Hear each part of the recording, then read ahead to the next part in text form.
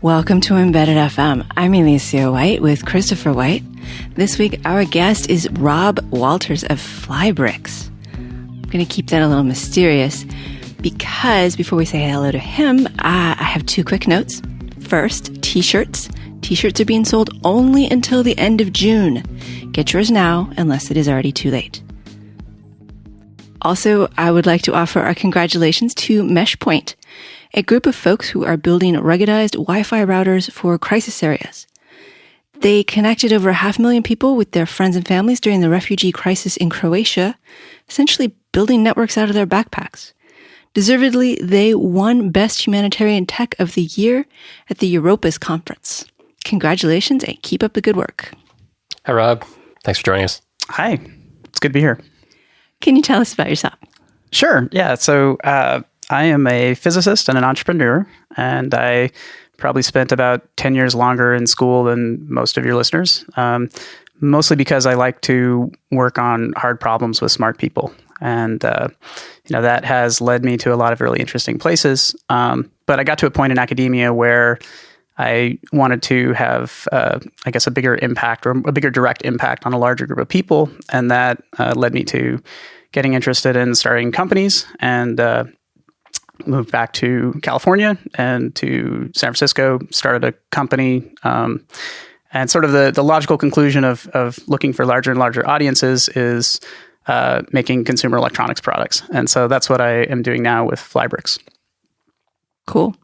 And we're going to ask a lot more about Flybrix because it's really cool.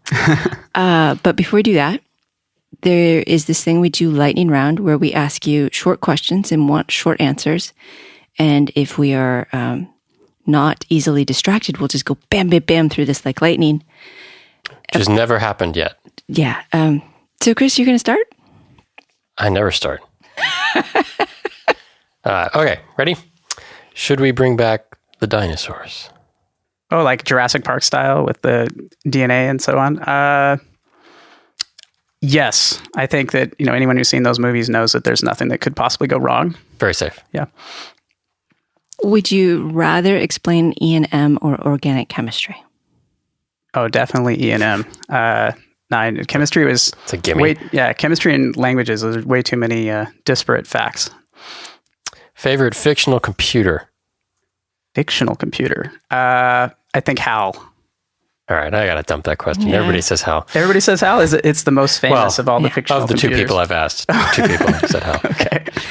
Favorite processor of all time?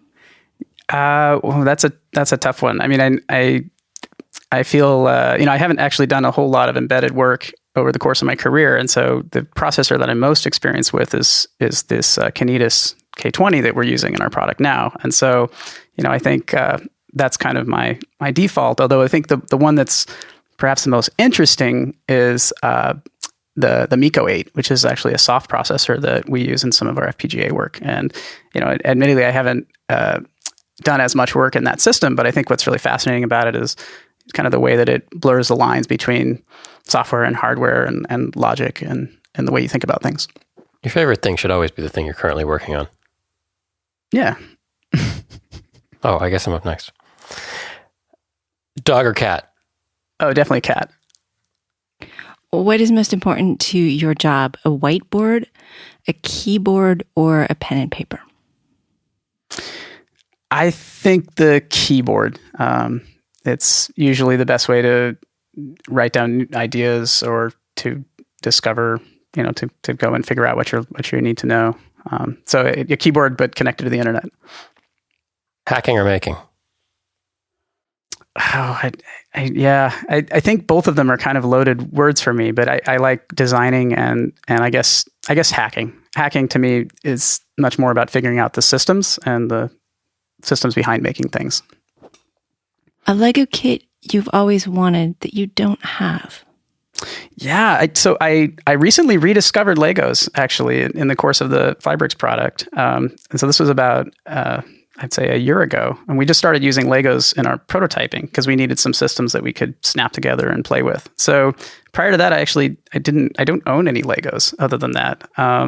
But I've since discovered that there is a very deep rabbit hole of use Lego kits, people proposing new kits on the internet. It's really actually a vibrant world, and it's kind of exciting to see. But I don't actually have a kit that I'm really geeky about and need to get. Who would win, a pterodactyl or a tank? I'm going to have to go with the tank. I don't think a pterodactyl would be big enough to pick up a tank. Fair enough. Although, if we do the Jurassic World thing, we can fix that. That's true. We could genetically engineer enormous pterodons. That would be really a good idea. Okay. But we could crossbreed them with the little scampering dinosaurs that chase people around. Yeah, the velociraptors. Yeah. Flying velociraptors. Yeah. I think that's for the next movie. Okay, this one in more detail. Okay. What is a day in the life like for you, a work day? So these days, I probably get up around, 9 o'clock. And depending on how much email I end up doing, I will ride my bike into the office around 10 or 11. It usually ends up with quite a lot of email conversations with vendors. And then if I get around to doing work, it's usually later in the afternoon, either programming or doing CAD or doing layout. And then, some days it usually ends up with talking to people in China until, I go to bed. So you're the second person recently who has said, I do all this stuff and then I finally get around to working much later in the day, as though emails and talking to people is not work. Yeah, I guess it's not technology work in some sense. It's obviously really important and critical to making something real. But I think you're right. A lot of times, when I think about the work of creating the product, I guess I divide it into two categories. So no, a lot of engineers. I mean, It's like all this other stuff is stuff. And then there's the work, which is the part I enjoy. And yet, really, the thing that they need to pay me to do is all this other stuff. Yeah, I mean, certainly when you're a startup company, the other stuff is arguably even more important than the development process. And the other stuff turns into, sometimes the other stuff becomes technical work. So when we're doing things like worrying about how to run a Facebook ad campaign or worrying about how to manage a mailing list effectively, there's a lot of sort of web tools that you can use for that. But I think a lot of business is still just relationship building, and that does take time. And it is work, but it's just a different type of work. It's funny, actually. Sometimes I get in trouble because if I spend all day programming or all day doing CAD or layout or something like this, it's deeply technical. And then you attempt to go to a dinner party and just do random networking, you will find that it's very difficult to switch modes rapidly. So. I do better with people before I do the technological work. Yeah. If I do technology and then people, I'm like, does not compute. I feel very flustered sometimes. Yeah, I think I would agree with that. So Flybrix, we've sort of hinted that it has something to do with Lego bricks, which I'm going to call Legos. I don't care. I can't help myself. That was a joking harassment, right? I know, but somebody out there is going to say you can't call them Legos. You have to call them Lego bricks. Yeah, but we've already cut them off. Right. I already have a filter on my mail. Well, I also have to admit to Googling things and using Kleenexes sometimes. So, and we've hinted Legos and we've hinted consumer product. What is Flybrix? So what I want Flybrix to be is the best way for anyone to learn about aerial robotics. And, with that kind of goal in mind, what we've done is created a kit that lets you build a variety of multicopters using Lego bricks as the component. And Lego bricks are made out of ABS plastic. They're actually fairly heavy, so they're not, arguably they're not the best material for making a drone. But what's fun about it is that you can reconfigure it, try different shapes, try different designs, and you can do so in a way that I think is much safer and easier than experimenting with a larger drone or a larger multicopter. In particular, if you are purchasing kits to build something that looks more like a DJI style, the Phantom, like a Phantom 4, would be fantastic if you want to do aerial photography. But if you wanted to see what it was like to build a new airframe design that you had, or if you wanted to experiment with changing algorithms deep inside the drone, trying out a different control process or a different state estimation process, for example, those would be I guess, non-ideal platforms, because you don't want to do experiments in a system that's big enough to either be really expensive or to hurt somebody. And so if I wanted to know the difference between having 4 planar rotator propeller quadcopter things and like 20 all in a ball in different directions. Hey. That is the sort of test. I mean, I think doing 20 in some sort of I guess like a 20-sided dice or something. A dodecahedrocopter. Yeah, that's right. I feel like this is a callback. I guess you would have to think a lot about the orientations. So yeah, we support up to 8, just because you have to decide how many DC drivers to put on. It's funny. My co-founder actually is frequently thinking that we need to make a daisy chainable motor driver. So the same way that you can daisy chain LED drivers these days with a single line interface that gets consumed, a certain number of bits at every step in the chain, you could imagine the same kind of control structure for a long series of motors. And then you really could do something with like 20 motors. As it is now, you can build all of the sort of octocopter and below set. What is the difference? I mean, you think, okay, I'll just add another, what is the propeller part called? Motor. Okay. There's not some name that is the whole assembly. Okay. I'm going to add like a motor and a propeller together? Yeah. So what is the difference between 4 and 5? Like, what are the important things? Is there a weight? Well, we probably should back up a little bit. We're going to then talk about, do you want to talk about quadcopter physics? I guess I do. We have a physicist. Because that seems like jumping in from, let's go to 4 to 5. Sure. We don't know how 4 works. Okay, yeah. So propellers... Well, then we have to start with 0 and add 1 each time. Well, I can tell you how 0 works. I'm sorry, Rob, go ahead. It falls straight down. Propellers are kind of like an airplane wing that you're swinging around in a circle. And so you generate lift or thrust in that way. But you also have something that's spinning a lot. So you have a lot of angular momentum. And so usually in a helicopter, for example, you counteract that with the tail rotor. And so you can keep yourself from spinning around. And also, if you remember your gyroscope, if you actually change your orientation, then you'll start to precess. So you have to think about worrying about all these sort of counteracting rotation terms. So the reason that quadcopters are so stable is that you can have 2 of the propellers rotating clockwise and 2 rotating counterclockwise. And you can arrange them in a fairly symmetric way. And so a lot of these torques from the angular momentum just cancel each other out. And then when people come to your talks and they pick up your quadcopter and they say, why does it have 3 counterclockwise propellers on it? And you have to look like, oh, yeah, it was just for demo, not because I totally forgot. Exactly. But if you wanted to make a 5-bladed design, for example, maybe you could do this by having one of them in the center and then having the outer 4 all tilted a little bit. Or maybe you could just have the aircraft be dynamically stable. Which means what? I guess it means that it flies, but it wobbles around the whole time. Okay. Unstable, but within a certain range. Yeah. And I think, all of these are potentially interesting things to try. Because we're using Lego bricks, we also get a lot of interest from younger kids, basically. And, a lot of times the fun there is just building something that looks cool and then seeing it lift off the ground. So it's less about really experimenting with novel propeller configurations than it is about just actually having your Lego spaceship fly.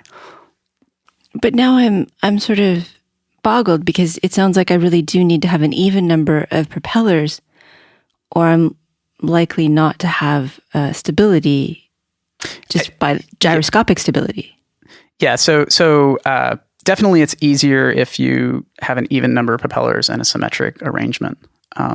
But you can also, you have control over the amount of power that you apply to each of the motors. So, I have seen some designs where people have a central propeller and then two propellers that face kind of the other direction, and they just kind of give it different force inputs as it flies. So how much of the way and the ability for quadcopters and other multicopters to fly, how much of that is, we have a sophisticated control system that can take something that's inherently unstable and make it stable, like modern jet fighters, which actually can't fly without a computer. Is there a lot of that, or is it just, no, this is a pretty stable arrangement and we can control it? I think that actually a lot of it is the control system. So, I mean, and that's, it's a good point. So if you are very careful, in order to get everything balanced just right, you have to be very careful about where your center of mass is. And you'd have to worry about whether your propellers were, balanced and all this other stuff. And we can be a lot sloppier because we have a control system. So, the sensors that we have on board are, one of the key enabling technologies for these kinds of things to become commonplace toys. The MEMS gyroscopes are the core of the centermost loop, and you can get about 184. Exactly 184 hertz of bandwidth, physical bandwidth out of those sensors, and that lets you close a feedback loop with that kind of latency. It's interesting. Like I had kind of an epiphany when I was working on this project at one point where, we were able to, we have a 100 megahertz processor, so we can do a fair amount of math during every cycle, every control cycle. And actually we could estimate our state, calculate correction factors, and change the motor levels, up to 1600 times a second. So what's interesting about that is that, and the realization I have is that does not give you a 1600 hertz loop bandwidth in your control system. In some sense, that's like a discrete sampling of a process that has its own physical time constant. So it doesn't matter how fast, if we had a Pentium, like a 4 gigahertz processor on there, and we were able to do, we were able to compute our update at 5 kilohertz or 6 kilohertz, it wouldn't give us better control. It would get us better sampling, so we might have fewer sort of aliasing effects and things like that. But like the physical bandwidth's determined by the sensor bandwidth. So for the gyroscope, that's like 200-ish hertz. And then this was, we can talk about software at some point down the road. But like, one of the real confusions for me when I first started looking at kind of the drone software that was available out there is that the way that the control systems were written, in my view, kind of obfuscated the fact that it was using what's called a Cascade controller, Cascade PID, where you actually have an inner loop that's being closed very quickly and an outer loop that's being closed slowly that's driving the inner loop. And so when I first looked at this and I was looking at the computation we were doing, I was thinking, well, this seems like it's mathematically equivalent. We're just computing these two loops at 1,000 hertz. So what are we gaining from this? But what you're gaining is that the innermost loop has this gyroscope with this physical time constant that's much, much shorter than the accelerometer, which is used in the outer loop. And so you're actually able to realize a overall feedback bandwidth that's much faster by using fast sensors on the inside and slow sensors on the outside. And where we're going to be going with this eventually is actually putting an even slower sensor one step up from the accelerometer and starting to incorporate some optical stabilization into the control system as well. One of the pieces you have in your system is the InvenSense MPU 9250. Mm-hmm. And that's a 9-axis, right? It is. So there's a magnetometer in there as well. So gyro, accelerometer, magnetometer. Does the magnetometer work? I mean, you have these motors really close to you, and that usually is kind of noisy. Yeah, so that was, one of the reasons why we wanted to use the MPU 9250 was to see how well it worked. The motors actually are pretty well shielded, I think is the answer. You do see bias in the magnetometer from nearby pieces, iron and things like that. So you can normally, if you really want your drone to fly well, you can calibrate out the magnetometer. Hard and soft iron calibration. Yeah. And you do that on your phone by doing it in the Yeah, you can do the figure 8 thing. I think that's an extra step. So we leave it on an advanced tab, and we don't make people use that. The magnetometer actually doesn't. I guess it helps to stabilize your 6-axis, your orientation, but it doesn't. What you really want is, position. Better position GPS. estimate. Yeah, a GPS would be fantastic, but we see most people using these indoors, and GPS adds a lot of cost and weight. So I guess you could add a GPS if you put it on the expansion port, but that's not part of the product built in. But yeah, that's sort of how the control system works. And you're right, it's without a control system, I don't think you'd be able to fly, even if you really worked hard to balance everything. I wondered if that's why we're seeing this explosion of multicopters and why it seems to have come out just about the same time as the Cortex M0 line. And those are just barely big enough to run a good Kalman with accelerometers and gyros. And it just seemed like that was the point at which... A lot of the earlier flight controllers were 8-bit Arduino ones, I think. So I think you can do it on small stuff if it's tightly written. Oh, you definitely can do it. It's just not as much fun. Mm-hmm. I think that it's the MEMS sensors and possibly also the lithium polymer battery technology that too has been really the enabling step. You've also got a barometric pressure sensor. Are you using that for altitude? Well, yes and no. So it's there, and you can turn it on, but it's not on by default. There's actually a lot of things on our board that, frankly, we've included just because we wanted to make a really awesome, board for people to do fun things with. Yeah, kind of a platform. We're going to put this on here. We won't tell you what to do with it necessarily. Yeah, so it has an SD card. What I want to do with the SD card is comprehensive data logging so that I can improve my state estimation algorithm. So, there's a company in the East Bay that has little blinking red lights, and you attach these to the outside of your drone and you fly around. So you have a ground truth reference, and then you could systematically refer to your sensor input and resimulate your trajectories overnight and really understand whether one state estimation approach is better than another. I did that in 1998. Yeah. But we used real planes. Yeah. People got really sick. I can imagine. You have to generate a lot of different types of motion. Yes. I don't think that all of our users are going to be doing graduate school level research with it. But, I think when I was saying I really want to make a platform that's the best platform for learning about aerorobotics, that I think is one of the use cases that we want to support. Even if the bulk of our sales will probably be to people who want to put together a really cool toy with their kids. And so what is the processor it's running on? It's a Kinetis K20. So you said right. It's Cortex M4. It doesn't have a floating point unit. It's an M4 without floating point. Yeah. Okay. Yeah. We've actually looked a lot at the Nordic, the new line of Nordic Bluetooth chips. So it'd be interesting if we could fit our processor into that.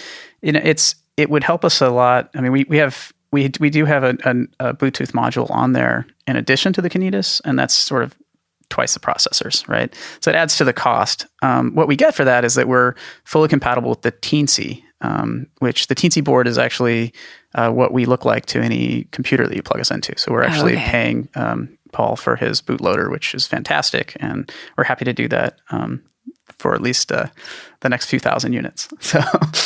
And so people can reprogram the system with Arduino interfaces.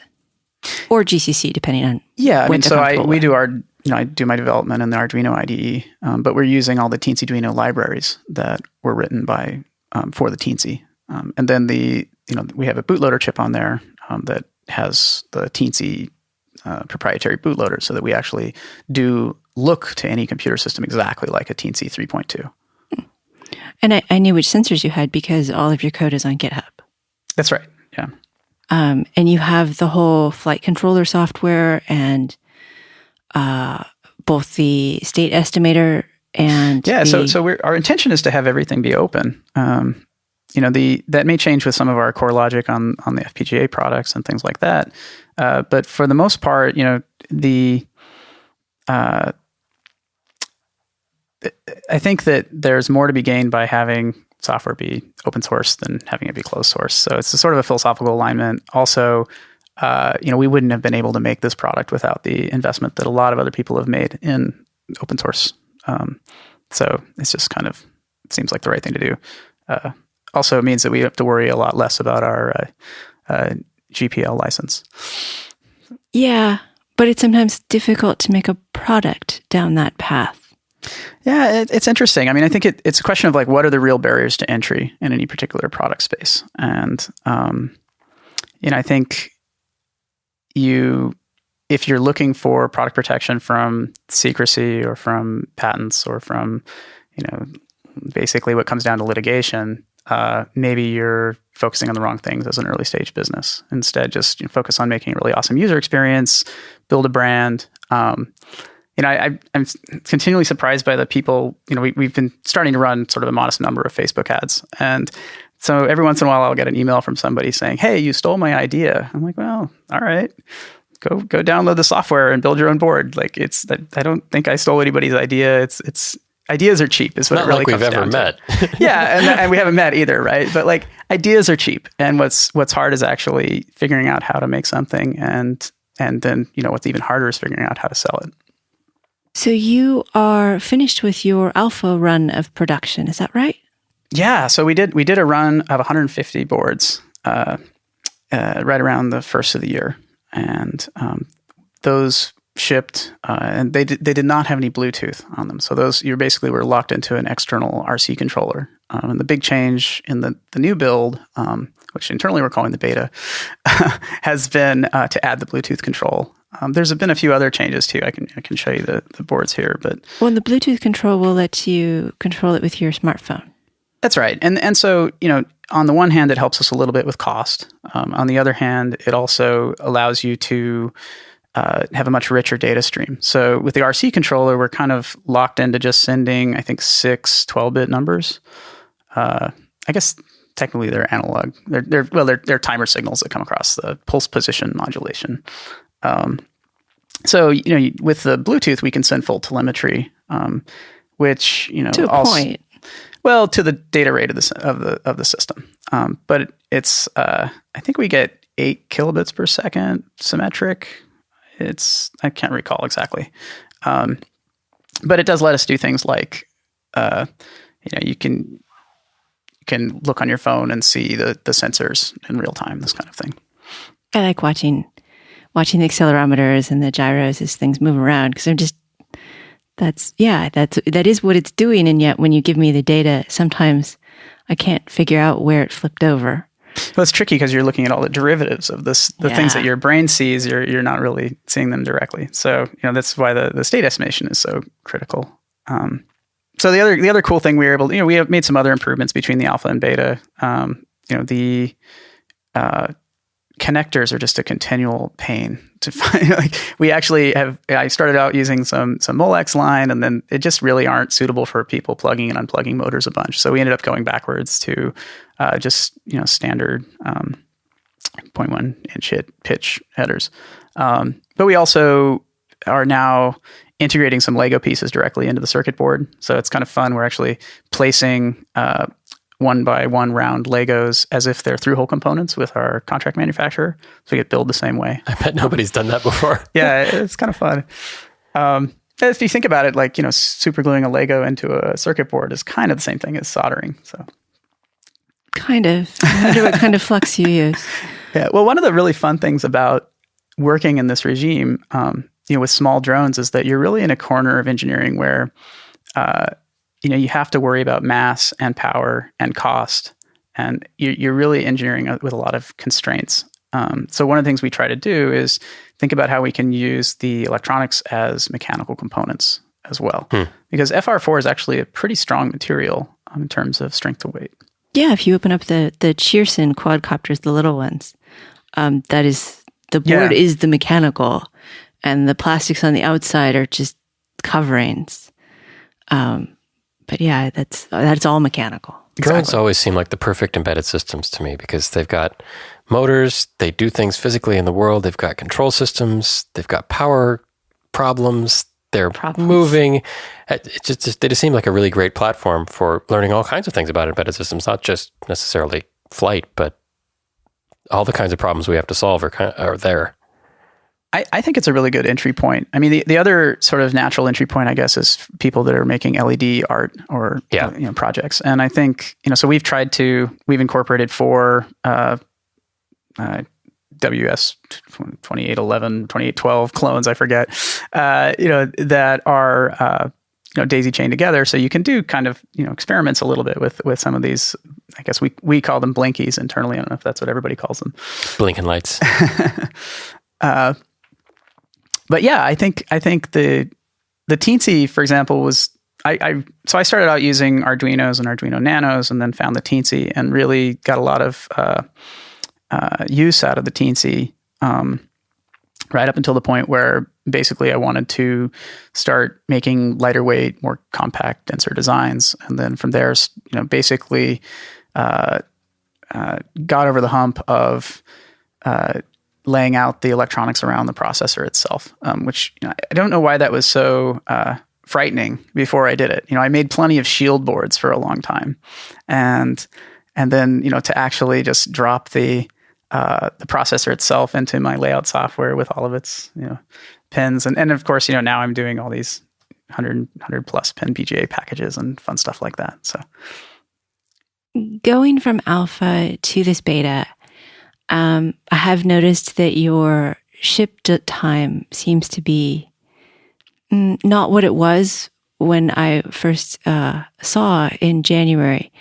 Not quite month for month slip, but has production been harder than you expected? Well, I think so.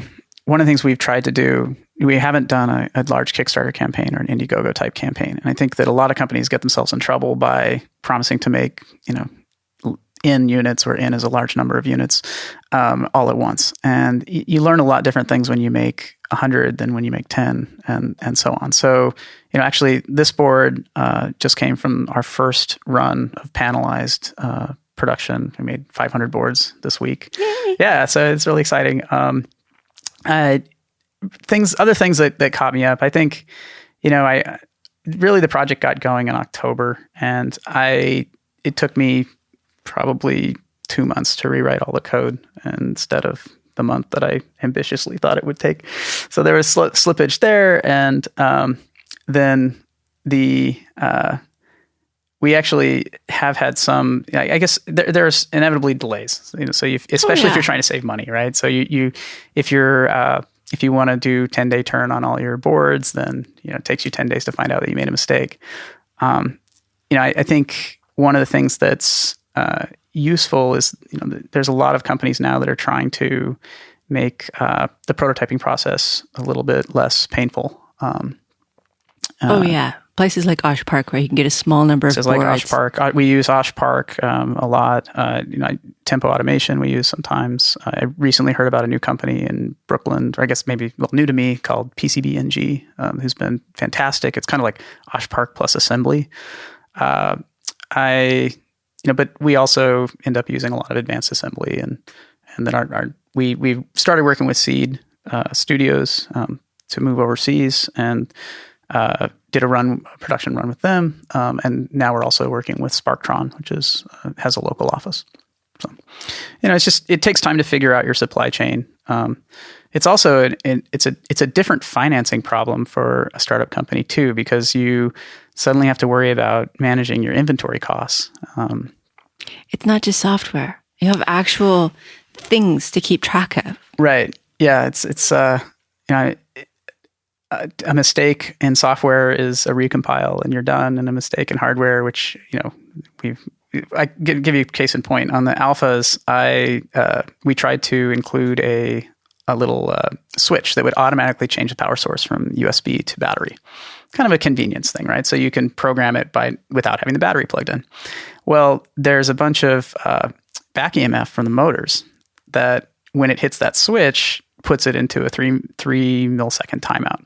And so, then it's like, well, how many Band-Aids do you try to paste on? Do you add capacitors? Do you add Zeners? Do you try to figure this out? And, in the end, we ended up hand reworking every single board out of the alpha run.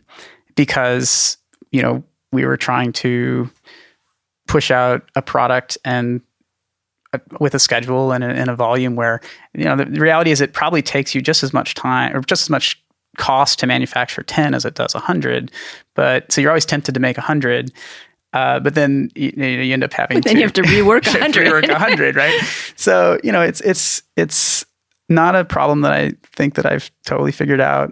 I'd like to think we're getting better at it as time goes by. But as far as slippage, we've been trying. It always feels like we promise people a date that is much longer than it needs to be, and then a bunch of stuff goes wrong, and we're really glad that we promised people something that turned out to be manageable. Good. So I think in the alphas we promised February and shipped like the last day of February, and with the betas, they're barring some discovery this week, they should all ship in July. Oh, okay. Yeah, I think your website, I think, says September. So well, this is what I mean, right? It's very important to promise people to under promise, over deliver. Yeah, that's the way. It's easy to get them confused, though. That's right. Yeah. So you mentioned FPGAs. Yeah. What part of the system uses an FPGA, and what does it do? Stole my question. You got to talk fast. So my co-founder started his career in FPGAs, and actually, his first project was like emulating a PDP-11 or something to run a nuclear power plant on an FPGA. So it's kind of all right. Yeah, I know, right? Because you can't get the processor, and you anyway. So the upshot of that is that he knows how to do FPGA stuff. I do not. It's just it's something that I think is fascinating to me, but it's not something I've gotten into yet. But the specific thing that we want to use an FPGA for is to be glue between a camera and a low-cost microprocessor. So one of the limitations of a low-cost microprocessor, and maybe you go there for cost or for size regions, because a small drone, you may not be able to have a 20 by 20 millimeter chip. But if you're going to use a low-cost small microprocessor and you want to do video, then you need some way to reduce the data. And there are a number of very tiny, affordable FPGAs out there that are useful for that. And of course, what we're trying to do is pile on as much functionality as possible. So kind of the dream feature, and the one that we're working on right now, is completely autonomous flight using visual stabilization instead of GPS stabilization, because that would give you indoor stability. So that's usually done with a downward-facing camera that does like flow estimation or something, and then figures out your motion based on that. Yeah, I mean, so there are some hobbyist products on the market that you can get that do this with you can get OpenCV and play with all these techniques. The challenge is to do on it a big chip. Yeah, challenge is to do it in smaller chips and less power. And so we have some ideas that we think are clever enough to maybe work, and that's what we're doing with the FPGA. Cool. So, I did learn an interesting lesson when I was doing FPGA layout, which is that there's an enormous change in cost when you go from 0.5 to 0.4 package. It seems like there's a million options for doing 0.5 pitch BGAs, and as soon as you go down to 0.4, then everything just gets really There's hard. some cliff there. Yeah. So you sort of explore these continuities. This is one of the disadvantages of being self-taught in electronics, is that I feel a lot of times you have to kind of claw this knowledge out really painfully. So it's the it's simple things. It's like the first time that you lay out a circuit and you forget your pull-ups, and then you always remember to look for pull-ups after that. Yeah. Yeah. That is, yes, one way to learn. Yeah. Keep shooting yourself in the foot. Eventually exactly. you learn. Yeah. And so Lego infringement, are they supportive of Flybrix? Do they know about Flybrix? Yeah. So I think any big company has to defend their trademarks, and that's a very reasonable thing for them to do. Lego actually has a pretty generous policy that they've published. You can go on their website and see exactly how they want their trademarks used. And we do our best to be respectful of that. There's nothing to prohibit people from reselling used Lego bricks. There's nothing from prohibiting people to make compatible parts. But you do need to be careful that you don't try to create confusion in the minds of customers. So we are not a Lego product. We're not endorsed by Lego. All of our advertising has to carry that disclaimer so that we avoid potential problems. But I thought Lego used to be a company that would forbid you to have anything compatible. But I think maybe they did kind of go through a slump where they didn't want outside markets. And then there was the huge resurgence of Legos as they went more into just build whatever you want instead of you have to build our kits. Well, it's hard to say. I mean, so Mega Bloks has been around for a long time, and they're not as popular as Lego bricks. I think obviously the Lego group is doing something right, and I think I wouldn't speculate on what the legal basis would be for trying to shut down somebody from being competitive. I think when we have other problems to worry about in a sense. I mean, we have been contacted by Lego, and they've reminded us of their trademark use policy. So we're doing our best to stay inside the lines. But they didn't smack you down and say, no, you can't. So cool. I don't think I don't think people can really do that. I mean, I guess. I'm always shocked by the people who try. Well, I mean, I don't know. I think there's better things to spend your time on than, and ultimately, I think we're not a big enough threat to anybody at this stage. So all it's going to do is sell more parts for them. Yeah. Yeah. People want to put more and more stuff on there. Interesting. Like most of the parts that are in our kits actually are predominantly used Lego bricks. You don't have to keep doing that. I know. I really do.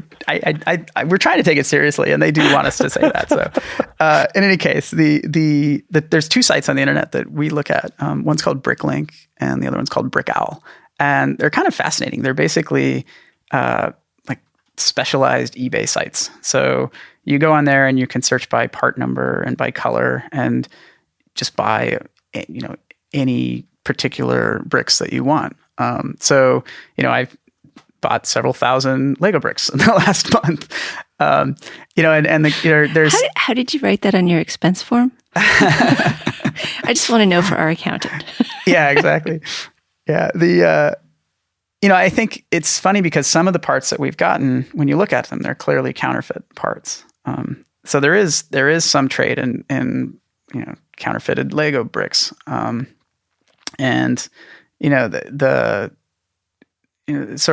question is like, if you're going to the trouble of actually putting the Lego brand mark on top of the ABS plastic brick, then I feel like that's kind of a line. Yeah. That's a little bit too far. We actually do have one custom brick that we include, which is a motor support arm.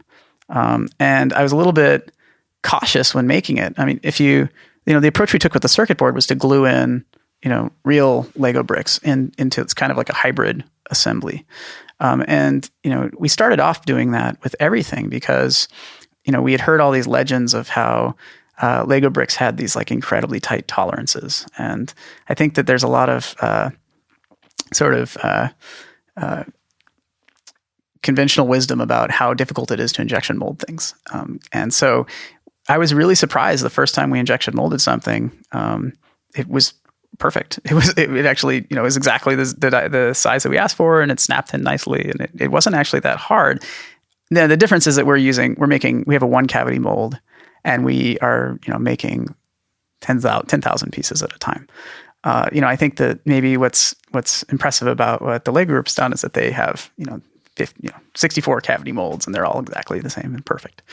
But I imagine that at some point we'll exhaust our ability to purchase bricks on the secondary market, and we'll probably end up looking for alternative supply chain. Are they cheaper on the secondary? God, I feel sort of like, is it cheaper on the Lego black market? Right. Well, you have to use the dark web.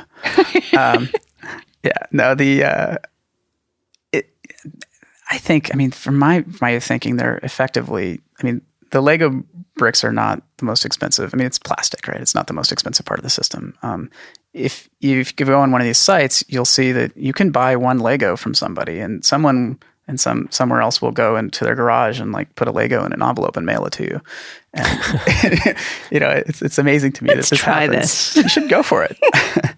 I think if you were going to try and assemble an entire kit from like the bill of materials, which by the way, Lego sells a really awesome CAD tool, Lego Digital Designer, which is fun. You can actually use that to assemble designs. We started off using this, but it doesn't actually let you.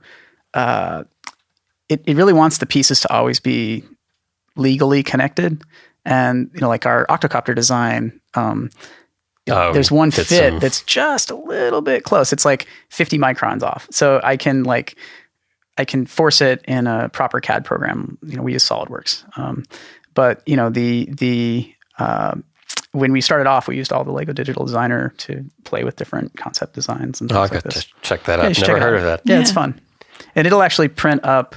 It'll give you like a printout of how to assemble your design as if it was a Lego guideline. And a BOM and everything. And it gives you a BOM. So then you could take that BOM and you could go to one of these like used Lego sites and order all the parts. So can I see one of the boards? Can I see the one with the Lego in it? Yeah. So this is the beta board here. And the outer edges where I might normally expect there to be screw holes are Lego bricks. Right. Or 1x. Yeah, 1x1 round pieces. So that's so that you can actually use that as a structural component in the airframe, which saves a lot on mass. But your solder for your battery would, of course I would have to put something bigger than the headers, so the solder for the battery wouldn't matter. And these are like glued in somehow? Yeah, so we just use super glue. It seems very reasonable. Yeah, I think in the long run we might imagine two-part ABS assemblies that snap together with something like that so that we can minimize labor on that. You mentioned earlier having trouble with connectors, choosing connectors. It seems like a really hard problem because normally when you're building something like this for a consumer product, you plug it together and you hope that nobody takes it apart again. And you're actually saying, we want you to take this apart and put it back together hundreds and hundreds of times potentially. Are there connectors that are good for that kind of thing? Well, I think it seems like a hard thing to find in the small form factor. I think it is a hard thing to find. Also, the currents are quite high. You're driving 2 amps to each of these DC motors. So, we ended up just going to straight pin headers for that reason. And before that, I spent a lot of time looking at Molex and JST, which I don't know why it seems like it's really hard to shop for connectors too. Like nobody has that interface down. Well, I think you get in good with the connector vendors and they come and visit you and then they tell you what you need. Maybe that's the way to do it. Once you touch it, it gets a lot easier. The hobby world adds a whole nother layer of complexity here too, because everybody likes to use trade names for the connectors. JST. Everything is a JST connector, which XT60, which you probably aren't using. Right. So, like a year ago when we were first starting out, we would just buy a huge assortment of connectors on Amazon and Alibaba and like try and sort out what was what. And now I feel like, after a while you kind of get a sense for who's using what. The battery connector also is an issue potentially. So we're using a connector that I think is nice because it handles the current and it's pretty hard to plug in backwards. But it's hard to find a surface mount version of it. So, it's the question is, do we want to maintain compatibility with lower cost, industry standard batteries, or do we want to go to a custom connector solution that would let us, That's a tough choice. Yeah. So if you have a board that is doing cyber things and you have Lego bricks on it and it's some sort of hybrid, is this a cyborg? Wow. It's not quite self-aware yet, but you could program it to be. Put a chat bot on there. Christopher is underwhelmed. I'm just whelmed. So he just asked about having to take this apart and put it back together and expecting people to touch it and move things around. But you have to do that with your code as well. You're really expecting people to read and modify your code. I think that I would be tickled if 2% of our users looked at the source code. I think, so our job is to make sure that it's easy enough for someone to use without ever plugging into a computer. So, you should be able to use the app to reconfigure it for different motor configurations, and rebuild it. So, we're shipping it with 3 basic models. So an octocopter, hexacopter, and a quadcopter. And the dodecahedrocopter. And the dodecahedrocopter will coming in September. I have that domain name, so you talk after if you want. Yeah. So as it is now, it typically falls apart if you crash it. So you get good at building it quickly. And, we think that's part of the fun of the experience. I'm just excited to think about like all the other things you can do with it eventually. Like I want to program, I don't remember, I don't know if you guys did this when you were kids with your Legos, but, I routinely would just build these cities and castles, and then we would, launch Legos at each other's castles, and just have these little battles that would play out. It was spaceships for me. Spaceships, crashing into each other. Yeah. So, I think at some level it would be fun to have a ballistic mode where you could program in a trajectory and just, launch the multicopter at the structure. Sort of like, think of it as Angry Birds mode for Flybrix. So I have a question, which I probably should have held to the end, but now I'm going to ask it. So you've got motors, you've got a control board. There's no reason you can't turn the motors outwards and put wheels on it, right? That's right. Yeah. Or make a boat. Or a boat. Christopher's frantically taking notes now. Yeah. I have to wonder. There's other things that I think, so one of the things that I am really interested in doing, when we have free time someday, is think about what you can do without propellers too. So, we talked earlier about balancing torques. What if you could have a octocopter where some of the axes weren't in fact propellers, but were just little weights? And so you could actually have gyroscopic turning by accelerating or decelerating a motor. Could you do something fun with that? Like reaction wheels. Yeah. Then we can put it in space. And then it would fly in space, which is the point, because then you could take it off with a helium balloon, and then it might still fall back. I'm going to make the first CubeSat made of Legos. Yes. Yeah. But because you are writing code for people to read, you have written it a little differently? Yeah. So this is an interesting point too, because I have to admit to being self-taught in the programming side as well. So, when I started out, it was mostly adapting C code and doing things that, seemed like they made more sense to me. We've since then started working with a person who is a much more talented programmer than I am. And so we've now have incorporated a lot of sort of modern C++ syntax on top of that, which is really powerful. To my eyes, it makes it a little bit less readable, but I think you can have endless arguments about which is better style. I think the important thing is to have the code out there. One of my regrets, and in a previous life, I worked on a robot car team during the Grand Tarpatran Challenge, and that was one of my first entries into doing state estimation and control theory and things like this. And we were in all 3 of the Grand Challenge events and never released any of the code that we wrote. Which is just kind of a shame. And I think in retrospect, it was because the team thought that the code was just too ugly, or the code was not going to be useful to somebody, or, I don't know, maybe somebody wanted to, thought they might use it for something commercial at some point.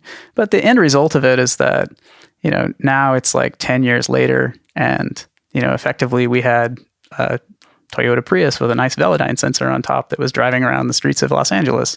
And, maybe somebody would have gotten some use out of that.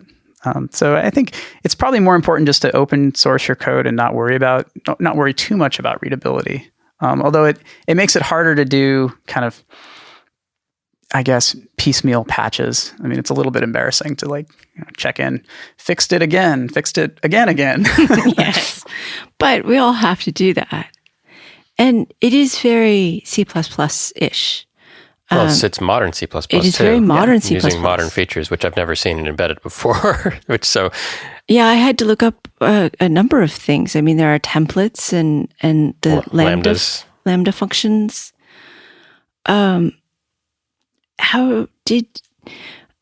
I kind of want to tell people to go look at this, not only because it's an interesting set of code, because flight controllers are cool. It's an existence proof. It is an existence proof, and it has sensor handling that's interesting, but it's actually, this is the reason you should try to use C++, is because look at how all of these things are separate, and they don't talk across their boundaries very much. I didn't read all of your code. That's the goal. I mean, you can re-implement all of C++ in C. Right.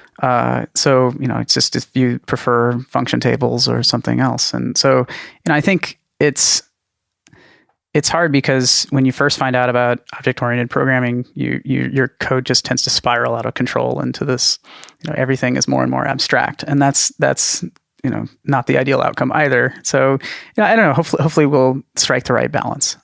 There are actually a number of other open source drone control projects out there. And so we certainly drew from all of them when we were rewriting. The things that were important to me were to try to simplify the code. So we got rid of a lot of support for a variety of systems. It's funny, like we started out thinking, oh, it'll be great to get rid of the board header so that we don't have to define all the I/O.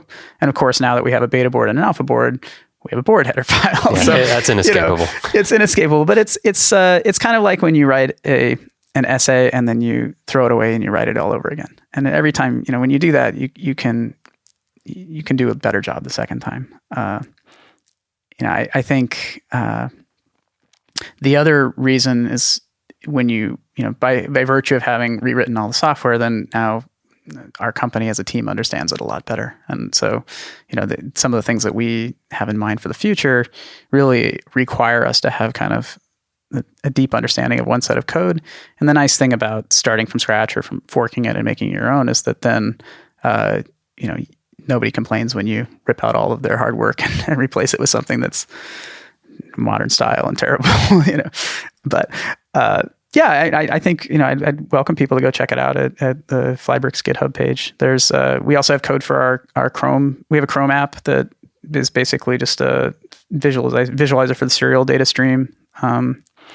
One of the things that I spent a couple weeks on in December was worrying a lot about serial transfer rates. Because one of the, when you have an embedded system, you can be processing power limited or you can be connectivity limited. And, the unfortunate thing is that sometimes these things intersect when you end up with like blocking transfers. And so now we're actually dealing with that again all over with the Bluetooth and the SD card, which are now two new features on the beta board. But, we ended up implementing a constant overhead byte stuffing array that worked really, it's really nice. So that is implemented on the app side too. We also wrote a firmware updater so that you can update Teensy firmware using the Chrome extension, which is kind of fun. And the long-term goal obviously is to move all this over to Bluetooth and do over the air. What did you learn modern C? You guys are using like C++ 11 stuff.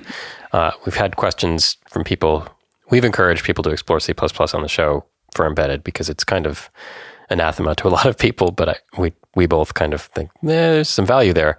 But one question we often get is, okay, how do we learn this? And there's lots of resources out there for garden variety C++ from the 90s. But did you find any resources that were helpful for the more modern stuff? Because I haven't found much. So I did buy a textbook. I haven't opened it. Okay. And it was recommended to me by the programmer that we're working with. So there's a very talented programmer that we found in Bosnia, actually, in Mostar, named Adnan. And he's actually responsible for, I would say, 99% of the C++. Okay. And I think it's actually really impressive how clean his code looks by using the modern techniques. So, I will go in and write something that's really ugly and barely functional, and he'll come in and fix it up. And that's fantastic. And, increasingly... We all need one of those. We do, yeah. So, and I think one of the cool things about electrical engineering in particular is that there's such a common language that you can work with people all around the world. So I've had board layout done in Malaysia, and I've had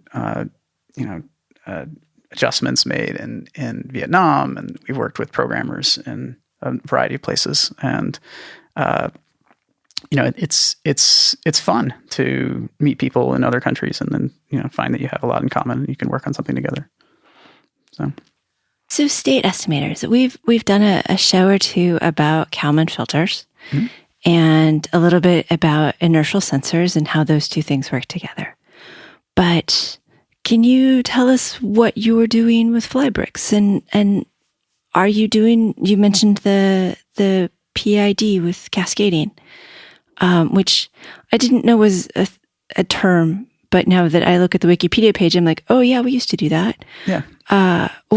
Well, I think having the right words for things is really important. Yes. So, and this is the thing. Like, as soon as I found the Wikipedia page for Cascaded PID controller, then everything that I was looking at in the code and struggling with in these other flight control systems made sense. So, in our code, we abstracted the Cascaded PID class outside of the PID class. Whereas, so it's just like trying to have, I guess, complexity be reduced on the conceptual level in the code. The way I look at it is state estimation and control are kind of two sides of the same coin. Like you can do really well in state estimation, and that's a totally separable problem from your control theory side. So on the control theory side, there's lots of other different types of controllers that you could imagine implementing, but everybody uses PID because it just works really well. And once you learn how to do it, it's not hard. The initial how to tune a PID is kind of a pain, but now there are plenty of tutorials, and so it's not impossible. Right, and it helps to have loops that are closed nicely. Back from the robot car days, like it was tuning the brakes was a fun thing. Literally, jerking to a stop repeatedly until we looked at oscillation periods.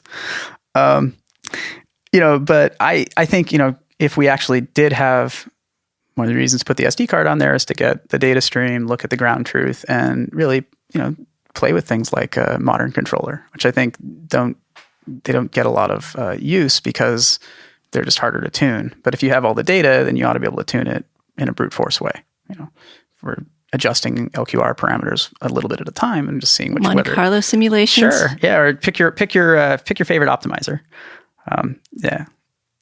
Anyway, on the state estimation side, the nice thing about a Kalman filter is that it gives you less delay than a low pass filter because you're making a prediction about the future. And the prediction is the only way that you can tell the difference between noise and signal. So, a Kalman filter, it's just assuming a linear prediction. So things are going to be basically doing what they used to be doing. And then I can consider some amount of my signal as signal and some amount of my signal as noise on the next measurement. Whereas if you just use a low pass filter, you can also do state estimation, but you're going to end up with a higher latency because you can't predict future at all.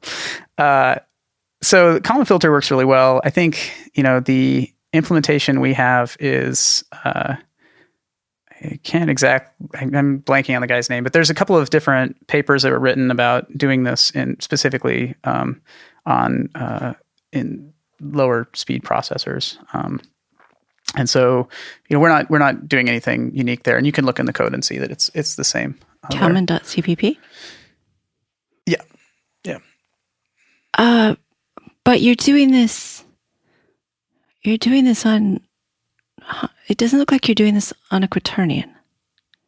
Did you guys skip quaternions? How did you skip quaternions? I think there's a we get to the Inquisition portion of the show. Yeah. Quaternions, Boy, quaternions are just hard, huh? Like, they're the coolest thing. Does anyone really understand quaternions? It's like asking people if they really understand quantum mechanics, right? Okay.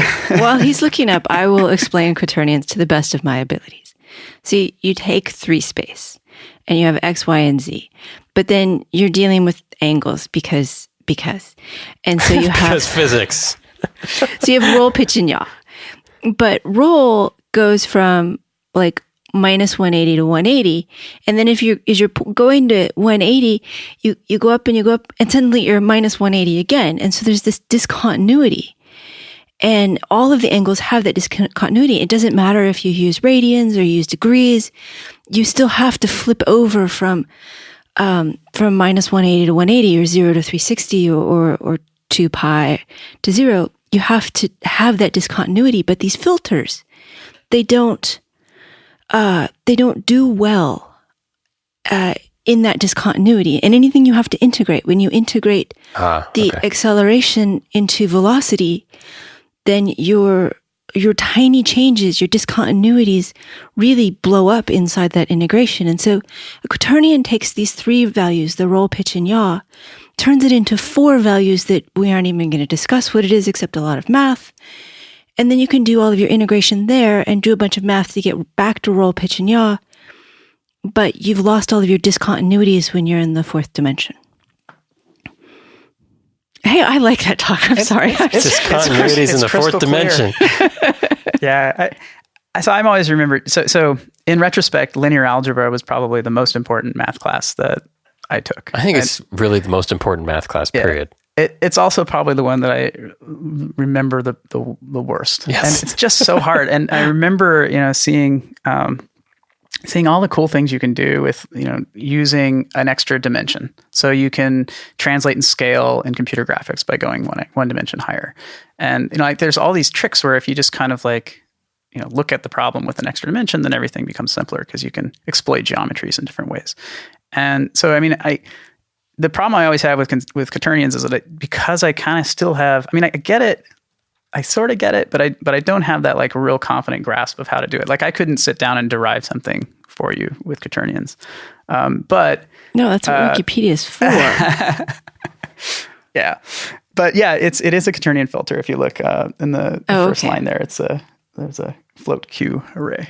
All right, Inquisition over. Yeah, it has more than 4 things, but that's okay. It's a quinternion. It has 9.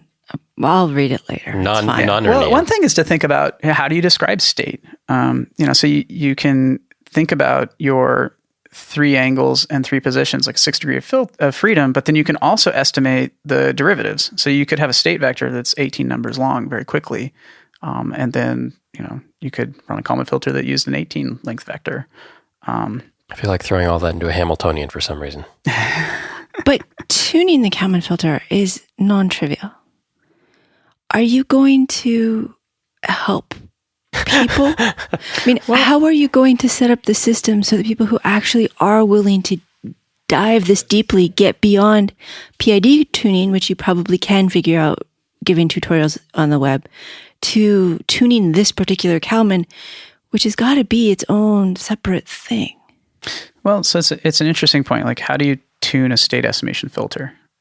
So I don't think most people will have to retune the state estimation filter. And the filter that we have, so the 2 different implementations, and I remember the names, Madgwick and Mahoney, are the 2 implementations of the inertial filter. And I think one of them is a discrete cosine, but they're basically, they look the same in the frequency domain. They just have different implementations in the time domain. So they turn out to be 1 or 2 parameter filters. So, I think the tuning process can be, ideally you tune for stability. Yeah, but the stablest version is when it's on the ground doing nothing. No, I mean stability in a ringing sense. So, if you have a filter that, if you take your device and you shake it around, does it go crazy and start spinning? Does your state estimation start spinning wildly, or does it settle down and relax? Even if it's wrong, you've accumulated some error over the course of the trajectory. But you're right, and we tune this by trial and error and by physically taking a device and moving it around, and how much performance is still on the ground, still left on the table. I don't actually know, and that's why I think the right way to do this in some sense is to have ground truth trajectories that and then see if you can do a better job. And this will become even more important when we start estimating state with greater fidelity. Right now we have no sense of XYZ location and only a little knowledge of your velocities in those directions. But if you add more sensors and you add more estimates, you should be able to do a pretty good job. The problem right now is that we don't have any physical velocity sensor. So we have to integrate twice. And every time you integrate, you get a little bit of integration noise. So, there's no sense estimating position in any absolute sense. Barometer gives us a measure of your height, for example, that we could feed back in. Sort of, kind of. Yeah. Although it's amazing to me that it's as sensitive as it is. Like you can plug it in and lift it up and put it down and see a few, I think it's rated 10 centimeters. But that's about the size of a stair step. I wonder. Till it gets windy. Yeah, till it gets windy. Well, sorry, I cut you off on your little. No, that's fine. The barometer is kind of fun too because it has the manufacturer. So we use a BMP 280, which is a barometer from I want to say Bosch. Bosch, yeah. They if you look in the product spec, there's a set of there's some calibration factors, and you have to take the calibration factors and work them out through some semi-empirical equation to get the altitude. And so that's a fixed point implementation, which is kind of cool. And I think like that actually would be, fun to do at some point too. Like, if you could actually think about doing fixed point implementations of some of these filters that we're using floats for. But, we have plenty of processing power. This is the other thing. It's like if, with 100 megahertz M4, even without the floating point, we're able to I was about to say, wait, you're using floats and you don't have an FPU. That's right. So it's all software FPU. Wow. Yeah, they've got such a giant processor. I mean, of course, you can do it. Although, it would be really fun to take out those floats. It would, right? And to see like how small can you get the system? And I think, that's the fun of product design in electronics. It's, where do you put your effort? What do you squeeze? And it's an interesting challenge.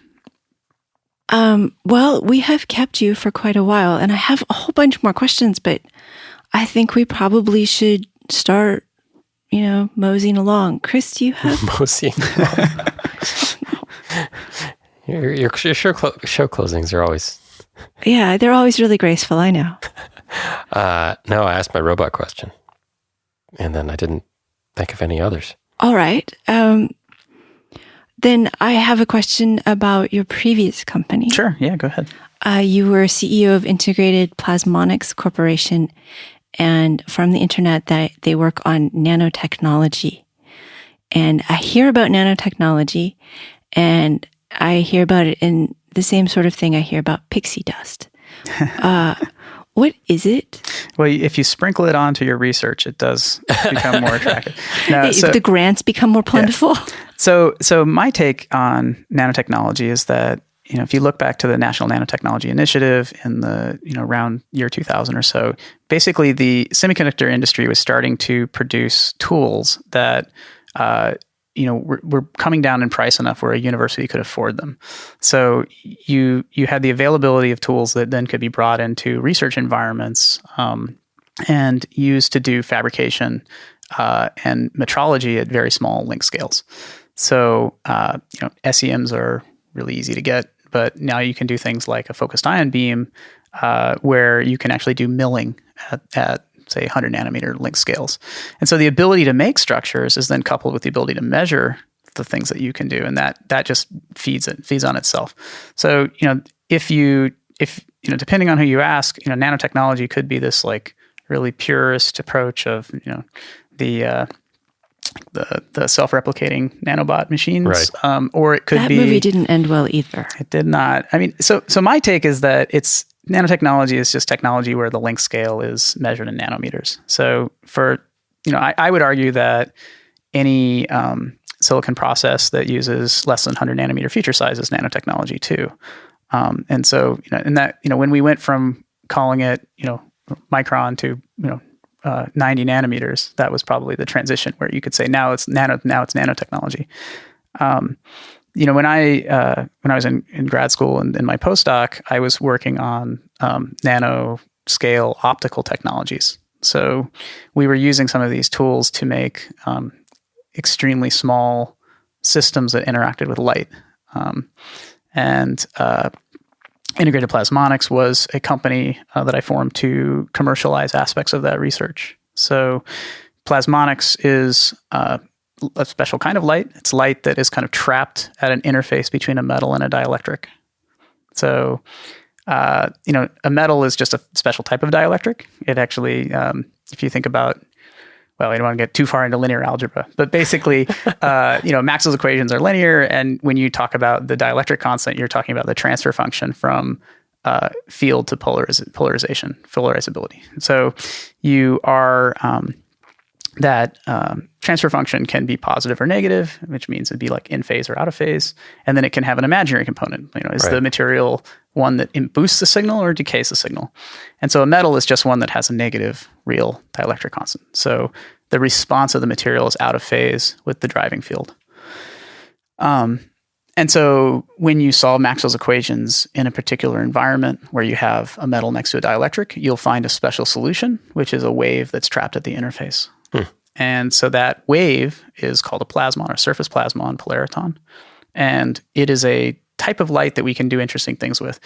Kind of like if you were doing microwave devices and you solved Maxwell's equations in a microwave waveguide, like a copper pipe, you could make different types of devices that use that waveguide technology, like a radar or something, as opposed to like a microwave oven, which would use a different types of microwaves.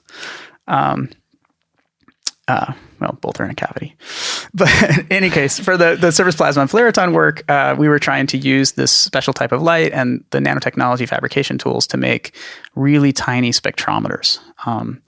And the idea is that we could make a spectrometer cheaper than anybody else, provided that we could afford a semiconductor fabrication process. Well, sure, fine. That's no problem.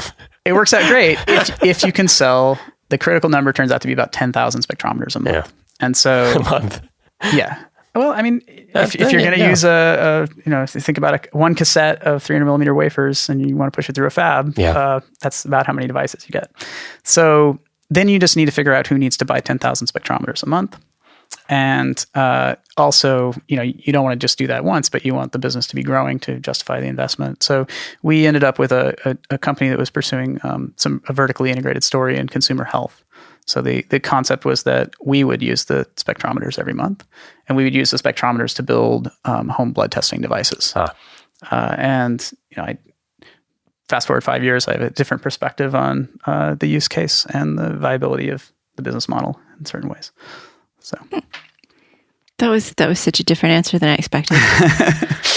So I'm going back to a very easy question. Go ahead.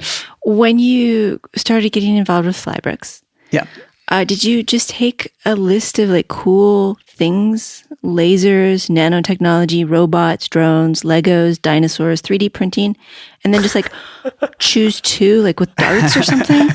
We picked them out of a hat. No, I think my co-founders and I saw a unique opportunity to originally combine computational photography and drones. And I think that there's some really interesting things that are going to happen there. And so when you think forward a few years down the road, you have to imagine a world where you have extremely inexpensive vision processing systems. And so we already are starting to see some of these things, like with Project Tango out of Google, and like the stuff that's happening in the VR and AR spaces. The price point for doing computer vision is dropping rapidly. And so when that price point comes down to a level where it can be incorporated in consumer electronics products, we're going to have to, there will be opportunities that are created. And so, our hypothesis is that drones are going to be one of the areas that can maximally take advantage of that technology when it becomes available. So we wanted to get ahead of that curve. And along the way, I think I mentioned, we started doing prototyping work using Lego bricks. For us, it was a convenient system to build prototypes quickly and play with different geometries and ideas and things like that. And that, I guess, at some point kind of snowballed into a product opportunity in its own right. I love how stuff works like that sometimes. Yeah. And then, you start with this and then build on top of it. And now you have stepping stones that make sense instead of reaching for, okay, we're going to revolutionize drone vision. Exactly. So, and in some sense, like it's still all on the same path. I mean, we have been forced by virtue of making something that's small enough to be safe to really pay attention to size and power. And we have been paying a lot of attention to cost the whole way. I'd say like the company's been around for about 2 years now. And in that 2 years, we've also seen Qualcomm come out with a drone platform that uses a much more powerful processor. And we will start to see, there already are some products on the market, that are in the $500 to $1,000 range that are taking advantage of that platform. And so the question becomes like, is that the platform? Will that platform come down in price and become like a true mass market product? Or will instead the innovation come from people that have, I guess, chosen to work with more constraints earlier on? So, very cool. Do you have any last thoughts you'd like to leave us with? Sure. Yeah, I was thinking. I introduced myself today as a physicist and entrepreneur, and I was thinking in the car on the way down here today, actually, that I have occasionally have a lot of cognitive dissonance about whether I'm still a scientist, and I think that part of it is when you leave academia, then it's harder to think of yourself as a scientist. But on the other hand, I think that that's still a lot of how I identify and how I see myself. And what it really comes down to is that you can be a scientist no matter where you work or what you work on. And it's really just about, I guess, like a curiosity that you bring to problems and sort of a disciplined approach to how you actually go about answering them. And so, I think like the time that I spent in academia has actually been pretty useful in a lot of ways. And I think, I think it'd be a good thing if more people thought of themselves as scientists. Yeah. Okay. I'm all on board with that. My guest has been Robb Walters, co-founder and CTO of Flybrix. Thank you so much for being here. My pleasure. Thank you for having me. Thank you also to Christopher for producing and co-hosting. And of course, thank you for listening and for considering buying a t-shirt. You can find the link on the show notes or anywhere on Embedded FM right now. You can also hit the contact link if you'd like to say hello. Also, if you have a good book or reference on the language Ada, could you share it? I suspect it will be important soon. And finally, a tiny little advertisement for us. I will have availability in August. So if you have neat problems, drop me a line. And now a final thought where I will not be singing Everything is Awesome from the Legos movie, despite the fact that that was what Twitter wanted. Everything is awesome. But I will take a quote from the movie. Everything is cool when you're part of a team. I'm done. Do you want to look up the rest of the lyrics? I'm done. They're in the show notes. I'm extremely done. Okay. But you feel free to, that is the chorus. Go ahead if you want to. No, that's fine. So Emmett in the movie says, at a critical time, you don't have to be the bad guy. You are the most talented, most interesting, and most extraordinary person in the universe. And you are capable of amazing things because you are the special. And so am I. And so is everyone. The prophecy is made up, but it's also true. It's about all of us. Right now, it's about you. And you still can change everything. Embedded FM is an independently produced radio show that focuses on the many aspects of engineering. It is a production of Logical Elegance, an embedded software consulting company in California. If there are advertisements in the show, we did not put them there and do not receive any revenue from them. At this time, our sole sponsor remains Logical Elegance.